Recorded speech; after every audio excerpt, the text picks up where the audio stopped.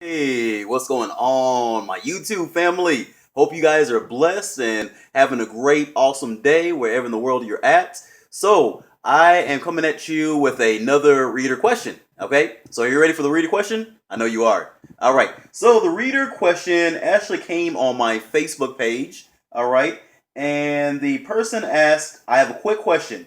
When you have a seller on a contract that agreed to a certain price, the seller wanted it, but during your inspections, you find out that the price that you agreed with the seller needs to be cheaper in order for you to sell it to your end buyer. Okay? How do you go about doing this? Such as what paperwork needs to be done. Okay?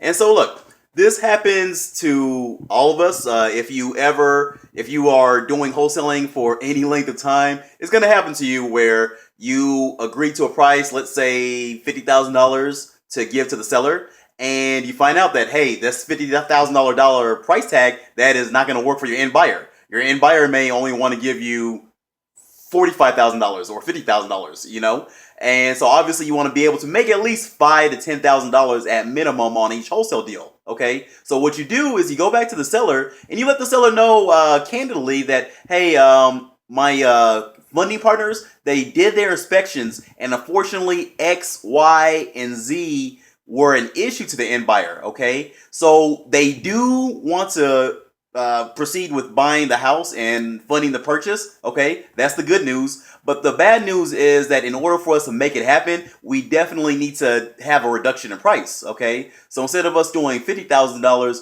we need to be at $40,000 for the house. I don't know. Is that something that would be acceptable to you? Okay, and then you just what you do is you just put the ball back into the seller's court. Okay, and basically, in most cases, the seller is going to say yes. Okay, probably 8 times out of 10, they're going to say yeah, okay, because they've been dealing with you and hopefully you built up rapport with them. And at the end of the day, they have a property which is hard for them to move anyways. So all they want to do is get rid of the property, okay? So anyways, once they do agree to that price, okay, you go ahead and take what is called a contract amendment, okay?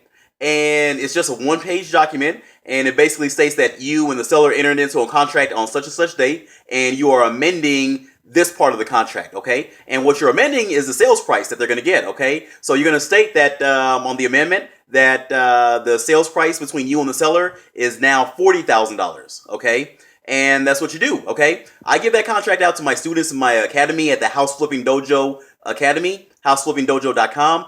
But definitely, if you're looking for it for free, you can probably just Google it and find out something that will help you. So, hope this helped you. Peace and God bless. If you're looking for coaching, training, and wholesaling and want to know how to do it, go to www.houseflippingdojo.com and we will be glad to help you. So, peace and God bless, and see y'all at the top.